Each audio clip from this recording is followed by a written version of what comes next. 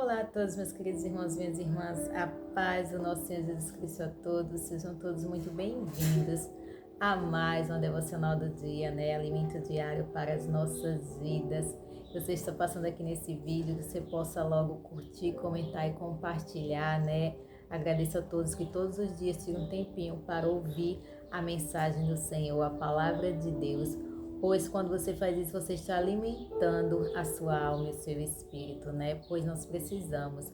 Deus mandava todos os dias o maná para o povo no deserto, E hoje Ele manda a palavra de Deus. O nosso maná é a palavra. Nós precisamos alimentar a nossa alma e o nosso corpo e o nosso espírito.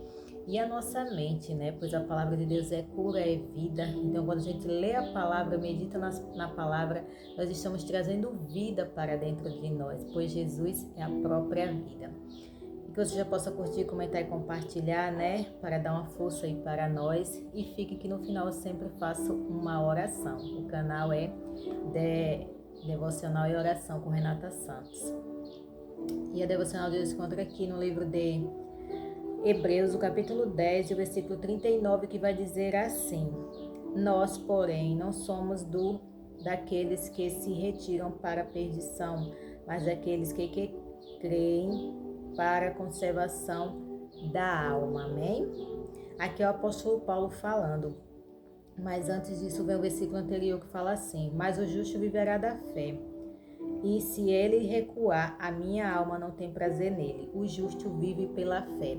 Por isso que Paulo concluiu com esse versículo abaixo, Que nós não somos daqueles que se retiram para a perdição, pois o justo vive da fé. Se retirar para a perdição é negar a fé, é você estar caminhando com Cristo, depois você deixa a sua caminhada cristã e vai para o caminho do mundo, vai para o caminho da perdição.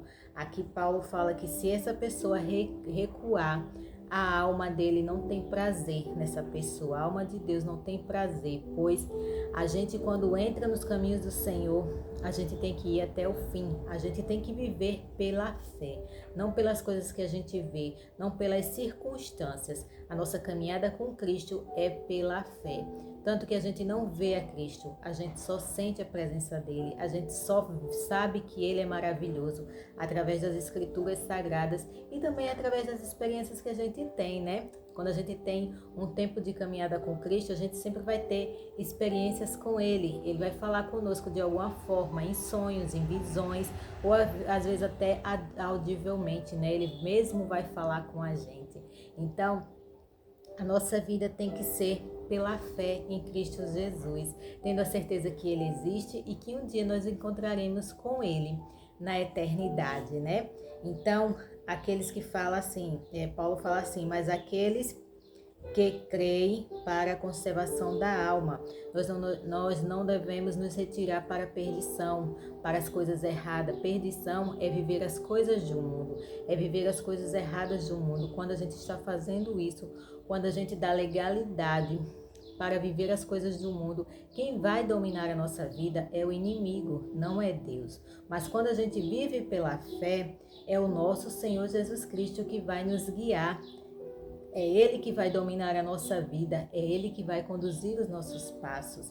Isso é viver pela fé, mas viver para o mundo é viver guiado pelo inimigo, pois a palavra de Deus diz, o mundo jaz do maligno. E quando você vive todas as coisas do mundo, a maioria delas, principalmente as erradas, que vai prejudicar você e vai prejudicar as outras pessoas, você está vivendo para Ele, você está glorificando a Ele, mesmo sem você saber, pois a maioria das pessoas vive no engano do mundo, O mundo oferece várias coisas para iludir, para enganar as pessoas, até muitas religiões. E Jesus Cristo não é uma religião, Jesus é o Salvador. Ele é o único que pode salvar a sua vida. Não acredite em falsos ensinamentos, não acredite nas religiões, pois só o nosso Senhor Jesus Cristo veio para salvar. Só o nosso Senhor Jesus Cristo veio para dar vida eterna. E quando a gente descobre essa verdade, quando a gente busca conhecer essa verdade, Ele entra na nossa vida e vem fazer parte. E a gente não vai querer mais viver para a condenação da nossa alma. Não, nós vamos querer viver para conservar a nossa alma. Conservar a nossa alma e viver em obediência à palavra dele, em viver com os princípios cristãos na nossa vida, com os ensinamentos dele. A gente fazendo isso, nós vamos estar conservando a nossa alma, porque no final de tudo, o que vai prevalecer é a nossa alma. O nosso corpo vai voltar para o pó, como do pó veio, né? Nós somos feitos do pó. Deus fez o primeiro homem, a primeira mulher, né? Adão, do pó. Nós viemos do pó e para o pó voltaremos. Mas a nossa alma não, ela é eterna. Ela vai viver para sempre. Nós temos um corpo onde a alma habita no nosso corpo, né? E ela é quem vai viver eternamente. Então a escolha que nós temos que fazer para a nossa alma, enquanto nós temos vida, enquanto nós estamos aqui, enquanto nós temos a consciência do que é certo, do que é errado, é quando Deus abre os nossos olhos e a gente enxerga que o único caminho para a salvação é Ele, que só Ele pode nos dar vida e vida com abundância, que Ele fez aquele sacrifício na cruz do Calvário para que nós pudéssemos ter a salvação, para que a gente pudesse ter acesso ao céu, pois a humanidade estava caminhando toda completamente para a perdição. Mas Jesus quis nos salvar, Ele teve misericórdia de nós, Ele teve compaixão, Ele teve amor por nós e Ele falou para Deus que viria aqui para a terra para morrer por nós. Ele foi o escolhido, pois Ele não tinha nenhum pecado, Ele não tinha nenhuma mancha de pecado, Ele era puro e santo. Na verdade, Ele é, né? Porque ainda Ele existe. Mas Ele veio naquela época, mais de 2000 anos atrás, para fazer esse sacrifício por nós. Se fez homem, se fez carne. Ele sentiu as dores que a gente sente. Ele sentiu os sofrimentos que nós sentimos. Tudo isso por amor a nós. Ele veio habitar aqui na terra. Olha que coisa gloriosa. Um Deus tão poderoso, tão grande, tão forte, veio habitar aqui na terra para que a gente vivesse pela fé, para que a gente cresce nele e fôssemos salvos, para que ele se sacrificasse naquela cruz do Calvário, né? E não existe sacrifícios, nós somos salvos unicamente pela graça, pois ele fez o único sacrifício merecido para que nós pudéssemos ter a salvação. Então nós somos salvos pela graça, a graça dele é que nos alcança, tanto que nós continuamos falhando, errando, né, depois que a gente se converte, mas a graça dele abunda sobre nós.